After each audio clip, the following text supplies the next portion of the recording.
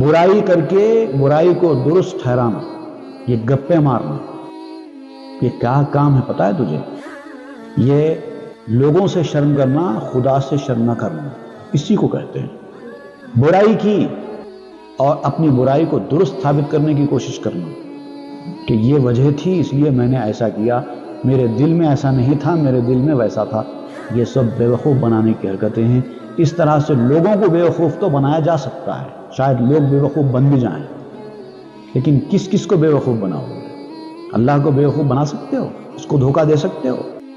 جو لوگ اللہ کو دھوکہ دینے کی پلاننگ کرتے ہیں اور یہ سمجھتے ہیں کہ ہم نے اللہ تعالیٰ کو بھی دھوکہ دے دیا ہے، تو یاد رکھو اللہ تعالیٰ خود فرماتا ہے منافقین کے حوالے سے، یخادعون اللہ والذین آمنوا وما یخدعون الا انفسهم وما یشعرون۔ یہ لوگ اللہ کو دھوکہ دینا چاہتے ہیں، ایمان والوں کو دھوکہ دینا چاہتے ہیں، لیکن حقیقت کیا ہے؟ یہ لوگ اللہ کو دھوکہ دینے کے نام پر اپنے آپ کو دھوکہ دے رہے ہیں اور اس کا ان کو شعور بھی نہیں، غلط فہمی میں ہے کہ ہم دھوکہ دینے میں کامیاب ہو گئے، ہم بیکار کے عذر بیان کرنے میں کامیاب ہو گئے۔